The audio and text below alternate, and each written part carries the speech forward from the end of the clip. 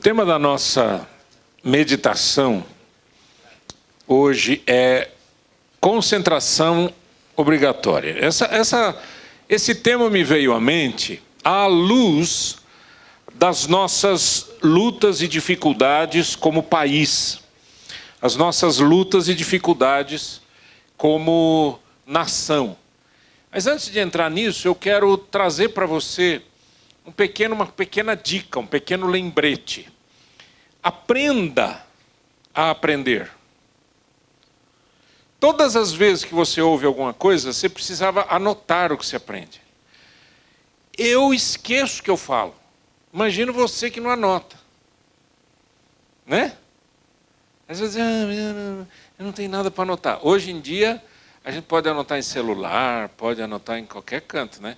Mas mesmo que não faça isso hoje, pense nisso. A importância da gente anotar e decidir. Todas as vezes que você vai em qualquer lugar. Eu fui assistir uma palestra sobre física quântica. Ok, anote e depois tome decisões pessoais. Vou estudar isso. Vou fazer um curso sobre aquilo. Vou tomar essa decisão. Isso é muito importante. Mas pensando no nosso país, pensando nas lutas todas que a gente tem enfrentado, a grande questão é que, quando a gente olha na América Latina, Argentina, Bolívia, Brasil, Chile, Equador, Venezuela e tantos outros lugares, estão passando momentos muito difíceis. Nós estamos passando momentos difíceis como nação, né? As questões jurídicas, questões éticas, sim ou não, gosta, não gosta, tem gente que defende, tem gente que ataca, essa polarização, você é de esquerda, você é de direita, se você é disso, você é isso, se você é aquilo outro. Quer dizer, estamos num momento difícil como nação. Só que quanto mais a gente fala sobre isso, mais a gente fica negativo e fica com medo. Para algumas pessoas, essa conversa, né, já chama atenção aquele velho sonho. Eu quero ir embora do Brasil, eu não aguento mais, esse país não dá para nada. Só que a questão não é ir para cá ou ir para lá, é uma questão de propósito de vida. Todos os países no mundo hoje estão passando por lutas, todos. Não existe céu aqui na Terra. Não sei se vocês já ouviram falar sobre isso. Não existe céu na Terra. Não existe um paraíso aqui. Não existe um lugar que você vai e diga assim, agora sim. Não existe. Você fala isso porque você já morou fora. Eu nunca morei fora. Dá para a gente morar fora. Sai de casa, mora na rua. Já dá aquela sensação. Não é? Morar fora, não é? Já dá uma sensação. Vai morar na casa da sogra, por exemplo. Uma experiência fenomenal. Não é? Tirando a brincadeira, o que eu quero... Por que eu trouxe essa mensagem? O tema dessa mensagem é concentração obrigatória. Porque, de alguma maneira, estou falando de mim, eu me vejo obrigado a focar, a concentrar em algo que seja maior do que os problemas que a gente enfrenta como nação. Maior do que os problemas que a gente enfrenta no dia a dia. Né? Os jovens que estão antenados com as profissões estão em pânico. Por quê? Porque a pregação hoje é a seguinte: olha, sabe aquela profissão que você gostava? Vai acabar em 10 anos, vai acabar em 5 anos, vai acabar o ano que vem. Sabe aquilo lá que você gostaria de fazer? Não existe mais. Aí o que eu vou fazer? Algumas profissões vão aparecer ainda. Olha a sensação horrível que o jovem fica, né? Mas então o que eu vou fazer da minha vida? Calma, respira e vamos pensar juntos. No Salmo 11, versículo 3, o salmista diz, lê comigo em voz alta, ajuda a gente, vamos lá. Ora, destruídos os fundamentos, que poderá fazer o justo? A ideia do salmista é, e se tudo se arrebenta? E se tudo se acaba? A ética vai para o lixo, a moral vai embora, a justiça não existe mais, a verdade não existe. O que a gente faz? Essa é a pergunta que o salmista faz. Só que a continuação desse texto, e eu quero que você guarde esse salmo na cabeça, Salmo 11, e vá buscar a continuação do Salmo, e ele vai falar sobre o Deus Todo-Poderoso que assenta no trono. O Deus Todo-Poderoso que está no seu santo templo. Quer dizer, a gente não tem que ter medo. Mas os fundamentos... E agora, meu Deus, o que vai acontecer? O que vai acontecer? Se eu não confiar em Deus, eu vou te dizer uma coisa para você. A sensação de insegurança é enorme. Eu não estou falando de insegurança por causa da violência. Eu estou falando de insegurança por causa do futuro. É uma sensação horrível. Vocês concordam ou só eu que sinto assim? Eu estou falando de mim. Estou falando de mim. É uma sensação ruim, né? É uma sensação que você fala assim, e agora? O que vai acontecer? Né? Então, isso daí me fez lembrar esse texto de Filipenses capítulo 3. É um texto longo no capítulo 3. O apóstolo Paulo está falando sobre o fato dele ser judeu, o fato dele ser fariseu e homem da lei, e homem, né, cheio de conhecimento, etc, etc. Ele estava como que ele fizesse ali um currículo.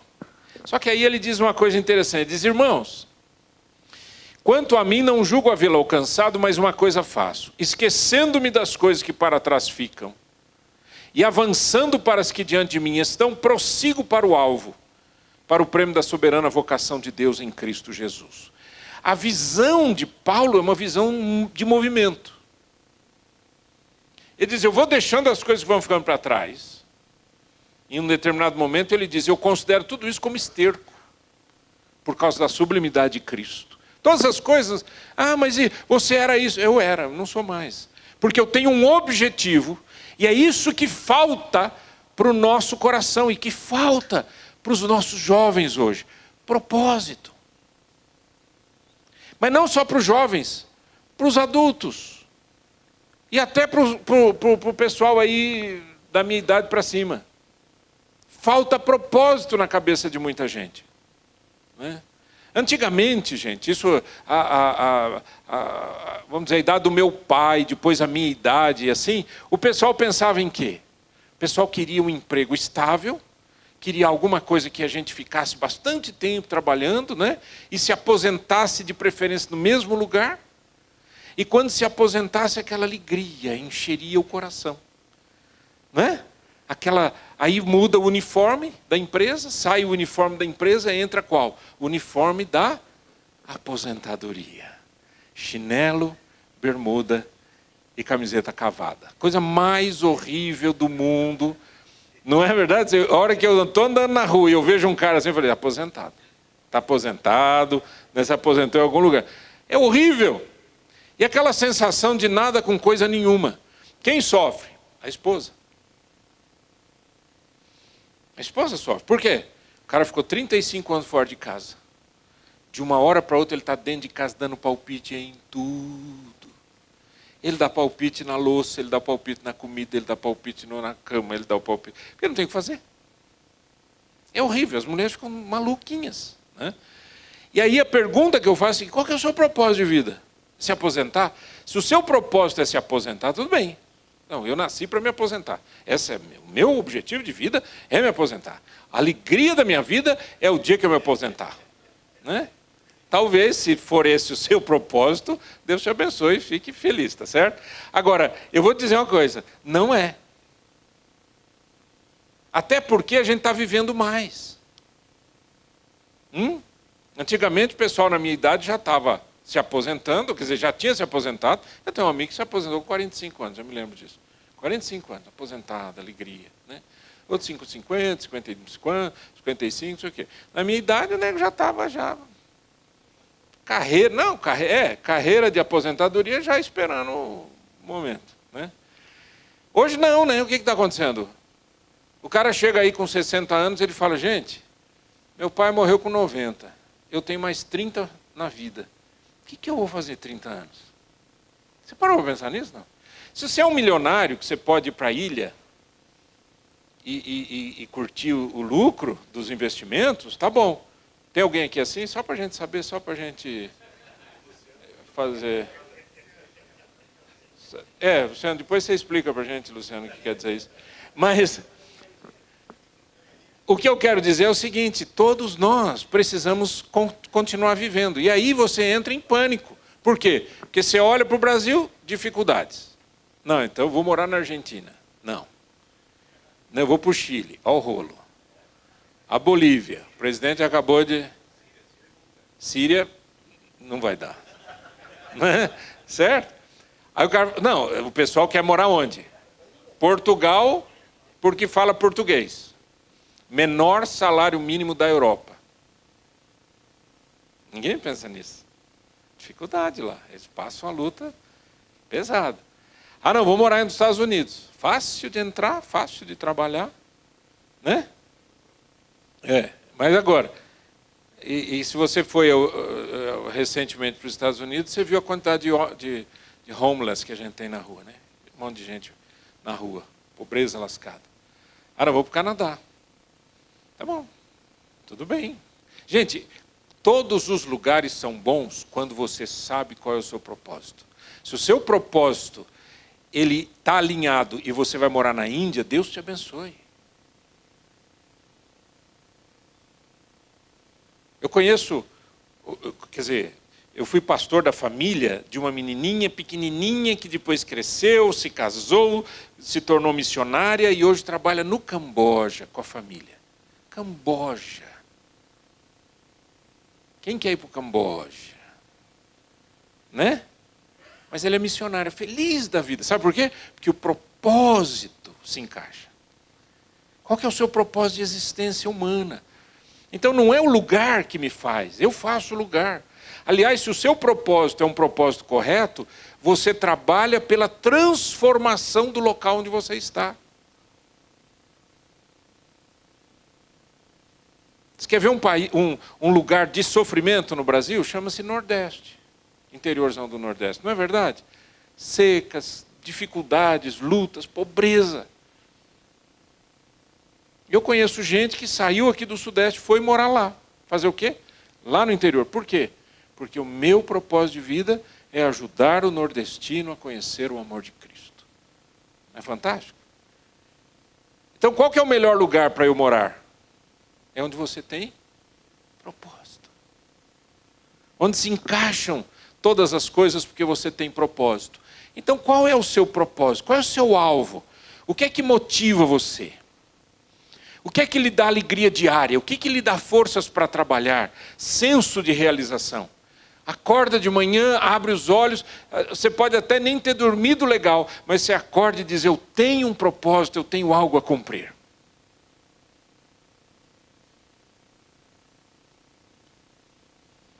É um desafio grande, não é? Para todos nós, não é? Ou não? Não levante a mão, não se condene, tá certo? Fica na sua, fica em paz.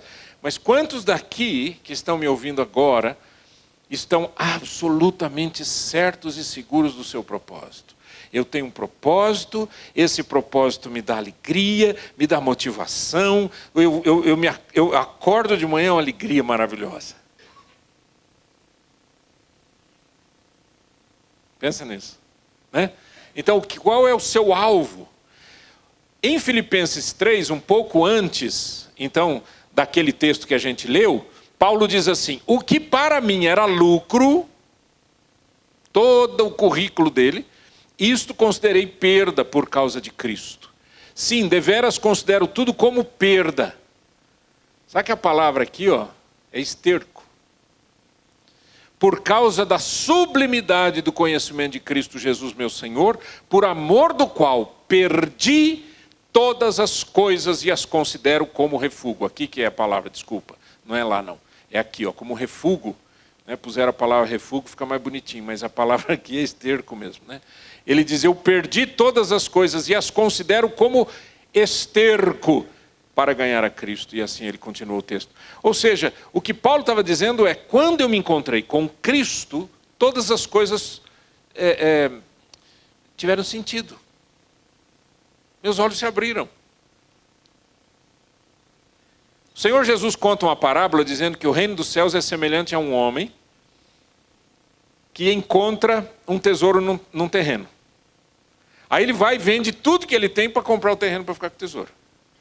Semelhante a alguém que encontrou uma pérola de grande valor. Ele vai e vende todas as suas pedras, um mercador de pedras, encontrou uma pérola de grande valor, vai e vende todas as outras pedras para ficar com aquela pérola. E diz assim: é o reino de Deus. Assim é quando você encontra propósito em Cristo. E quando eu falo propósito em Cristo, eu não estou falando de ser pastor nem missionário.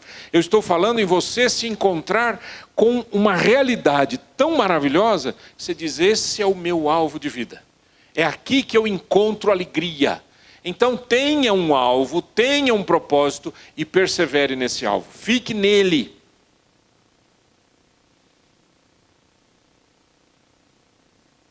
Eu vou falar uma coisa aqui, está gravado, está indo para o vídeo, está indo para a internet, está indo para podcast. O pessoal, talvez algumas pessoas que vão ouvir só isso que eu vou falar, né, porque tem gente que só ouve um pedaço e depois te julga inteiro, né? É capaz de ficar maluco com o que eu vou falar. Mas eu vou falar aqui, não tem problema com nada. Quando aconteceu esse negócio aí de segunda instância, prisão, não sei o quê, Supremo Tribunal Federal, o STF falou isso e não sei o quê, e agora, não sei o quê, não, mas vai demorar. O Lula saiu no dia seguinte, depois já saiu o Zé Dirceu, aí o Lula e o Zé Dirceu já se abraçaram e falaram: vamos tomar o poder, vamos acabar com essa bagunça desse país, não sei o quê, e ele já começou a chorar por aí, tá. O que eu quero dizer é o seguinte: quando você ouve um negócio como esse, você fala assim: gente, onde é que eu estou vivendo? Não é verdade? Porque a gente sabe muito bem que essa coisa do Supremo Tribunal Federal vai privilegiar quem tem advogado e quem tem dinheiro para pagar advogado. Porque aquele outro coitadinho lá, que não tem recurso, porque esse negócio aí de não prende em segunda instância, ou seja, você tem que esperar como é que é a linguagem? Transitado em julgado, né? Ou seja, tem que terminar todos os recursos. Quem é que aguenta pagar advogado para fazer recurso? Todo dia, toda hora, todo dia, toda hora. Só os grandes, não é verdade? Então eles fizeram para eles lá, para a turma deles, tudo bem. Aí quando você olha um negócio desse, você acorda com que sensação?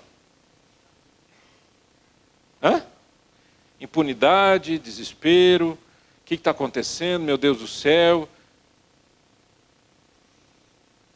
Eu acordei, olhei para os meus propósitos e disse: bom, eu tenho muita coisa para fazer. Eu tenho muita coisa para fazer. Vamos continuar. Eu tenho o meu trabalho com os homens, né? Eu tenho a minha profissão, né? Eu tenho o meu grupo de estudo bíblico, eu tenho o que fazer, louvado seja Deus. Aí alguém vai dizer assim: e você não vai para a rua, e não sei o quê, porque... E começa a xingar todo mundo. Eu digo: olha, deixa eu falar uma coisa para você. Eu não vou para a rua, não é porque eu não gosto de... E eu não acho que deva ir. Eu acho que quem quer ir, deve ir. Ponto. Eu não sou muito chegado nessas coisas. Eu não gosto nem de muita aglomeração para muita coisa, então eu não gosto. Não é comigo. Não, mas você então não é um bom cidadão. Eu sou um bom cidadão porque eu oro pelo meu país, eu trabalho, pago os meus impostos, trabalho nessa terra e quero o melhor desse Brasil. Tá? Não, a questão, como é que fala? Esses rótulos que estão criando hoje em dia é que são perigosos.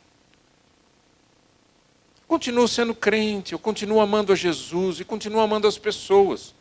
Não tenho nada contra a pessoa do senhor Luiz Inácio. Não tenho nada contra a pessoa do seu José Dirceu.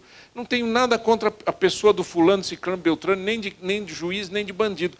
Ou dos dois juntos. A minha questão é a seguinte.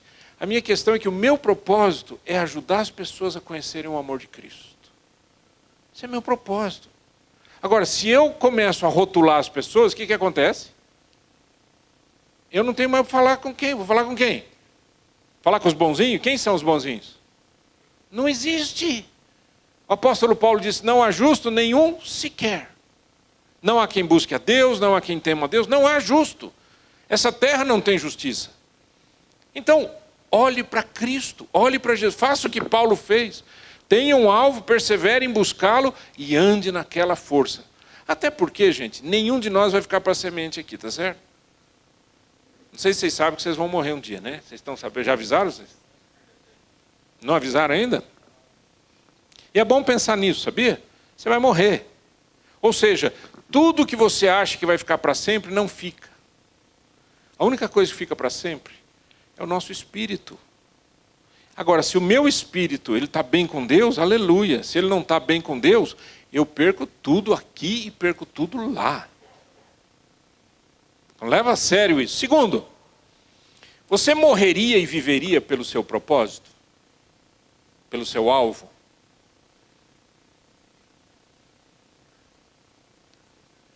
Eu vou dizer uma coisa para você, é muito interessante. Nesses anos todos de ministério pastoral, quando eu falo com os jovens e tal, o pessoal diz assim, eu morreria por Cristo, sem problema nenhum, não sei o quê. Ok, benção, tá bom, tudo certo. Talvez a gente não tenha nem noção muito bem o que significa isso, mas amém, ótimo, amém. Mas tem uma pergunta mais difícil do que essa. Qual é? Você viveria por Cristo sem jamais negociar os valores que Ele te deu? É mais difícil. É mais difícil, gente, é mais difícil, tá certo? Se alguém entrar aqui agora e falar assim, ó, quem é cristão aqui? Você levanta a mão e morreu todo mundo? Acabou, né? Agora, viver como cristão, sem negociar os valores que você acredita, isso é mais difícil. Isso é o complicado. Mas sem negociar e sem mudar os valores de Deus. Nós estamos vivendo uma época extremamente difícil para ser cristão. Por quê? Porque a maioria diz que é cristã. Aí quando você encontra muita gente falando que é cristão, aí o rolo está feito. Porque você não vê diferença. Certo?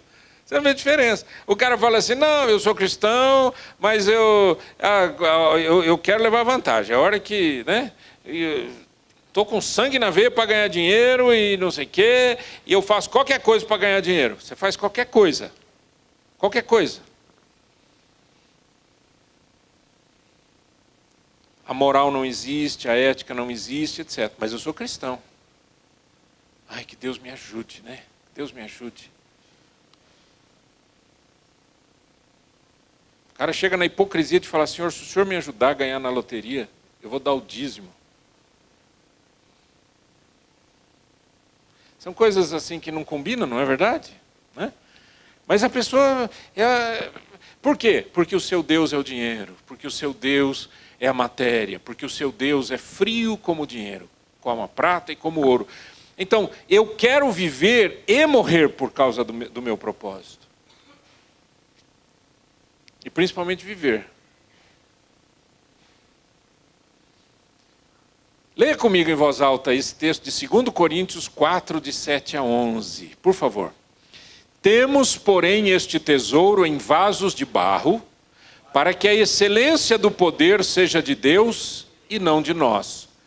Em tudo somos atribulados, porém não angustiados, perplexos, porém não desanimados, perseguidos, porém não desamparados, abatidos, porém não destruídos, levando sempre no corpo o morrer de Jesus, para que também a sua vida se manifeste em nosso corpo. Porque nós, que vivemos, somos sempre entregues à morte por causa de Jesus, para que também a vida de Jesus se manifeste em nossa carne mortal. Sinto lhes informar que eu acho que nenhum de nós conhece esse texto na carne. Porque o que Paulo está falando aqui é de perseguição, de apanhar, de ser preso, de ser perseguido, de ser abatido. Abatido aqui é aquela ideia mesmo de como é que chama? KO, né? Que chama, né? Nocauteado, você caiu no chão, né? Levando sempre no corpo o morrer de Jesus. E aí diz, porque nós os que vivemos somos sempre entregues à morte por causa de Jesus. Paulo disse que ele morria todos os dias. Isso é propósito. Por que ele não ficava desanimado? Porque ele sabia quem ele era e para onde ele estava indo. Ele sabia que a vida dele não estava limitada às circunstâncias dessa terra. Ele sabia que o que ele estava fazendo era um chamado, era uma resposta ao chamado de Deus. Pensa nisso. Esses dias eu estava estudando a Bíblia e me deparei com aquele texto que diz que quando Jesus, passando pela coletoria, quando eu era pequeno ainda chamava coletoria, né? A fiscalização, a receita, etc., chamava coletoria, né? Passando pela coletoria, ele viu um publicano, um cobrador de impostos, chamado Levi. Presta atenção que eu vou falar aqui. Ele viu Levi e disse: segue-me. O texto não fala que ele parou, bateu um papo, tomou um café, sentou, convenceu Levi. Não, ele diz: segue-me. A Bíblia diz que Levi pegou e se levantou imediatamente, deixando tudo, o seguiu. E logo depois já fez um jantar na casa dele, um banquete. E a Bíblia diz assim: e muitos, ou numerosa multidão de publicanos estava ali. Pensa nisso. Publicano é cobrador de impostos. Tanto lá quanto cá, ninguém gosta de fiscal, certo? Mas naquela época era muito pior, porque eles tiravam do judeu para dar para os romanos. Eles tiravam dos judeus para dar para Herodes fazer festa, fazer orgia. Então era uma luta muito grande e o publicano era absolutamente odiado. Mas quando Levi, que é Mateus, que escreveu o primeiro evangelho que a gente tem, Mateus, quando Levi ouviu essa voz, segue-me, ele se levantou e seguiu. Seguir a Cristo é uma resposta ao chamado. Seguir a Cristo é uma resposta a esse milagre chamado chamado. Chamado de Deus para nós. Quando você tem essa convicção, nada dessa luta que Paulo cita em 2 Coríntios 4 pode impedir você. Ele mesmo disse lá em Romanos: quem nos separará do amor de Deus que está em Cristo Jesus, o nosso Senhor? Nem a morte, nem a vida, nem anjos, nem principados, nem potestades, nem altura, nem profundidade. Nada pode nos separar do amor de Deus que está em Cristo Jesus, o nosso Senhor. Mas enquanto você não encontra esse Cristo, a vida segue frouxa. Aí qualquer notícia ruim que você tem é o suficiente para dar pânico. Entra em pânico. Ai, e agora? O que vai acontecer? Evo Morales largou a Bolívia. Ai, Jesus. E nós agora? Vai acontecer? Vai espirrar no Brasil. Tem gente assim. Então, se o tesouro é Cristo, o que é que isso significa para você? Paulo disse: eu tenho esse tesouro em vaso de barro. Eu sou barro. Eu sou fraquinho, eu canso, eu me entristeço, eu choro, eu passo momentos difíceis na vida, mas eu sei que o tesouro que está em mim é muito maior do que eu mesmo. Não é a mensagem de hoje, né? Porque a mensagem de hoje nesse mundo é: você é maior que o tesouro que você tem. Você é fantástico, você é especial, você pode tudo, você pode todas as coisas. O que você quiser, você vai conseguir. A maior mentira de todos os tempos. Tá bom, eu quero jogar basquete na NBA. Ah, você tem altura assim dos mais baixinhos. É verdade, os mais baixinhos têm 1,82 m, 1,85 m, os baixinhos. Você acha que com 61 anos... Mas nem jogar papel no cesto de lixo no meu escritório, cara. Bobear ainda dá aquele tranco, ou seja... Tem uma mentira esse negócio de você pode ser o que você quiser. Você tem que ser o que Cristo quer que você seja, de dentro para fora, porque o tesouro está dentro de você. Agora o vaso é barro, o vaso é fraco. O vaso é fraco, a gente passa por lutas, a gente passa por dificuldades. A gente tem que ralar muito. Para você aprender uma segunda língua, não tem que ralar? Aprender uma terceira língua, não tem que ralar? Pergunta para o pessoal que fala mais de 2 línguas. 3 línguas, 4 línguas. Tem gente que fala 5, 6, 7, 11 línguas. Tem que ralar. Para você aprender uma profissão, não é difícil. Para você ir numa escola, não é difícil. Para você estar ali sentadinho, ouvindo o professor falando, o professor às vezes não explica direito, o professor sabe tudo para ele, mas não sabe nada para o aluno. O coitado do aluno fica ali mais desesperado. E ainda, no fim da aula, ele ainda diz, vocês têm um teste em cima do livro, da página 5 até a página 549. Você tem que estudar, não tem? Então, esse é o barro. Agora, o poder de Deus dentro de nós, o tesouro que a gente tem, esse é imutável, é maravilhoso. Louvado seja o nome do Senhor. Agora, a pergunta que eu faço para mim e para você é: o que isso significa, no fim das contas? O que significa ser cristão hoje num mundo de cabeça para baixo? Esses dias eu vi um videozinho, dei risada. Eu não assisti tudo, mas era muito interessante. Era um grupo de amigos querendo tirar uma selfie. Não sei se vocês viram isso. Um grupo de amigos querendo tirar uma selfie. E alguém falou, não vai ficar bom, não vai ficar bom. E aí estava passando um rapazinho do lado assim, e falou, por favor, você poderia tirar foto para a gente? Claro. Aí ele pegou o celular e falou assim, fala em cheese, né? Cheese, né, em inglês, né? Queijo, né? Cheese. Uma lá falou assim, não, eu sou vegana. Aí falou assim, então tá. 1, 2... Não, para. Agora você vai querer mandar na gente, vai querer dirigir, não sei o quê. Tudo que o coitado falava para fazer o povo rir, ele recebia. Esse é o mundo que nós estamos vivendo. Não é verdade? Está todo mundo doidinho, pirado, maluco. Você assiste um vídeo, tem um médico falando assim, não coma arroz. O outro fala assim, coma arroz. O outro, não coma pizza. O outro, coma pizza. Não, cuidado, o ovo faz mal. Não, o ovo faz bem. Cuidado com o café. O outro fala, se você não tomar café, vai faltar alguma coisa na sua vida. Para de comer carne. O outro, carne é importante. Não é verdade?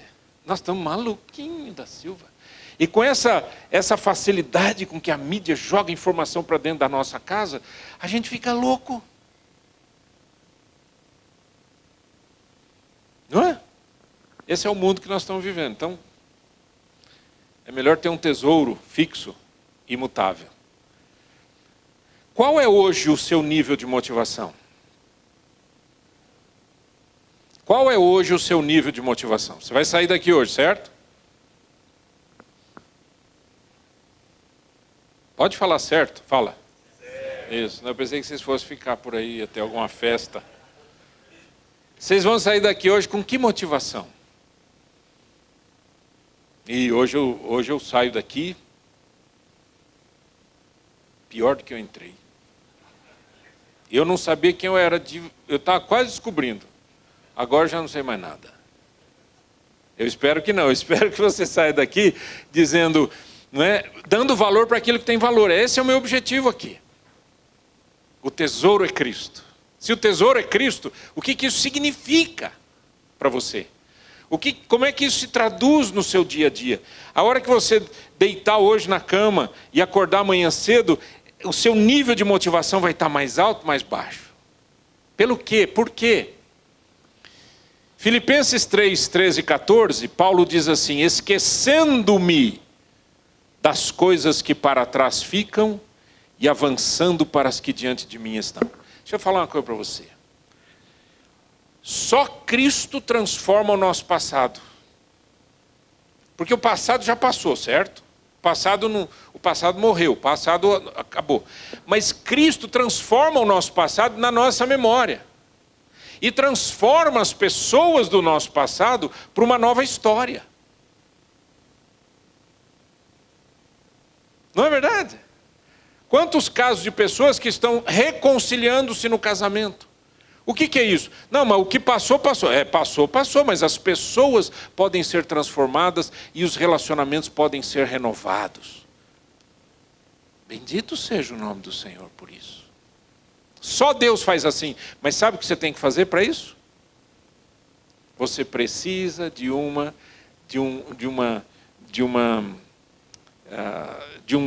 como é que eu diria, um ritual de passagem. É aquela mudança que a Bíblia chama de conversão. O que é a conversão, senão uma mudança de direção? Metanoia, uma mudança de mente. Uma mudança de significados. Uma mudança de sonhos e visões.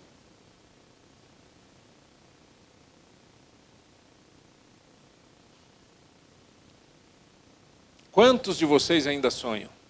Eu não estou falando do sonho na cama. Quantos de vocês ainda sonham? Ah, está difícil, hein, pastor? Ei, a hora que eu olho para esse mundo, não tem mais nada para sonhar. É porque você não tem propósito. Se o seu propósito é Cristo, você sonha sempre, sem parar.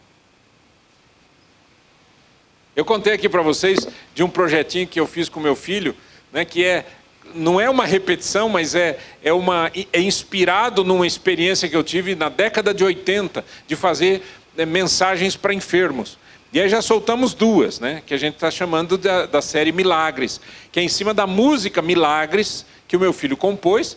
Então eu prego e depois tem só o refrão da música Milagres. Pessoas estão sendo tocadas por Jesus. Para onde vai essa mensagem? Sei lá, não tenho a mínima ideia. Que eu mando para um, que pode mandar para 10, que pode mandar para 100, que pode mandar para 1000. Não é verdade? E vai embora. Dá trabalho fazer isso? Dá. Mas eu tenho um propósito. Isso me dá alegria. Meu filho falou, pai, é tão interessante, você entra no estúdio, você grava, até no estúdio a gente sente o poder de Deus.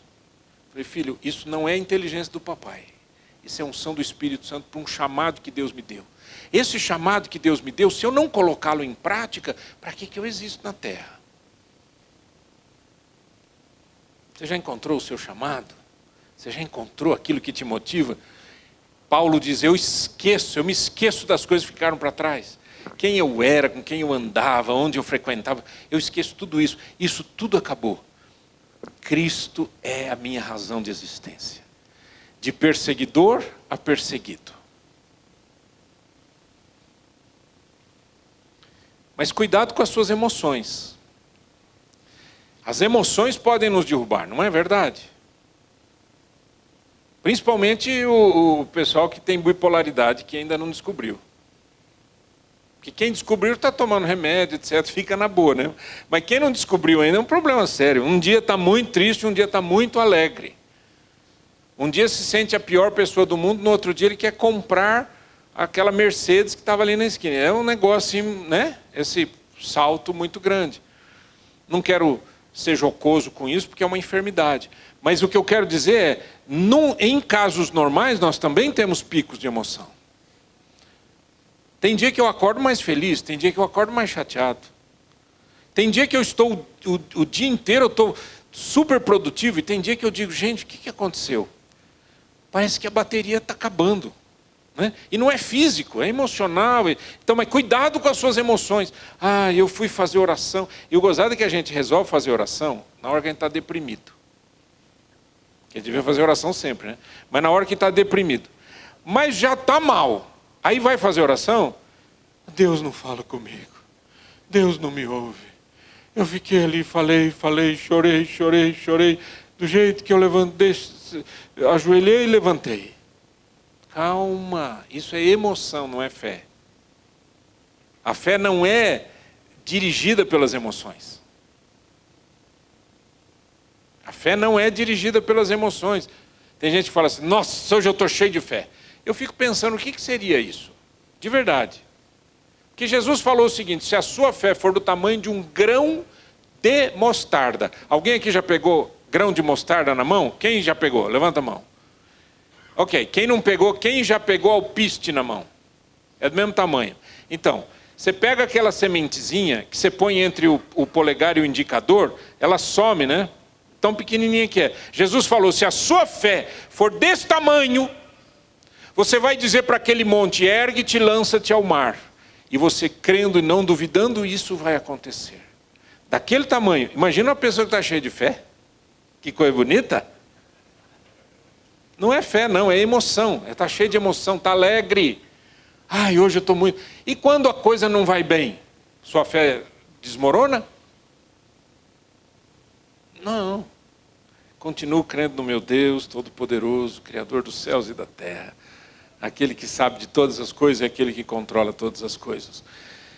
Lê comigo, 2 Coríntios 5:7. Porque vivemos pela fé e não pelo que vemos. De novo. Porque vivemos pela fé e não pelo que vemos. Paulo está dizendo que essa é a prática do cristão. A gente não vive olhando as coisas e administrando as circunstâncias. A gente crê no Senhor que tem todo o poder sobre todas as circunstâncias. Não vivo pela fé, pelo que vejo, perdão, mas pela fé. Então a nossa maior motivação é a eternidade com Deus. Você tem essa motivação, não? Hã? Oh, pouquinhos aí. Quase ninguém. Quase ninguém. Medão de falar isso, né? Tem gente que tem essa... Tem gente que tem essa coisa, fala assim, eu nem toco nessa palavra. Tem gente que tão... Você veja como que o nosso país é assim, né? Extremamente sincretista e supersticioso. A gente acha que se a gente falar alguma coisa, acontece com a gente. Então o cara não chama o diabo de diabo, ele chama de Didi. Já ouviu essa, não? O cara chama... Não, rapaz, o cão. Que cão? E aí inventa esses troços, tudo capiroto, não sei das quantas. A Bíblia chama de diabo. Sabe o que quer dizer diabo em grego? Acusador. Satanás em hebraico? Adversário. É o meu inimigo. Não é falando dele que ele vem mais perto de mim. Aí o cara fala assim, não, eu nem falo em morte, porque vai que o quê? Bobeira, né, gente? A nossa motivação é a eternidade. E aí eu termino com o que eu comecei. O que é que você aprendeu hoje? E o que é que você vai fazer? Paulo disse, uma coisa faço. Lembra disso? Mas uma coisa faço, é que esquecendo-me das coisas que para trás. Uma coisa faço. Tome uma decisão. O que você vai fazer a partir dessa mensagem dessa noite? Em nome de Jesus. Coloque os ensinamentos no funil e puxe aqui uma decisão. Feche os teus olhos, vamos orar. Eterno Deus, cada um de nós aqui, Senhor, tem a sua luta, a sua dificuldade, cada um passa por momentos, às vezes de mais alegria, às vezes de mais tristeza, às vezes de grande vontade de fazer as coisas e às vezes, Senhor, bem desanimado. Mas a gente não olha para isso, a gente olha para o tesouro que mora dentro da gente.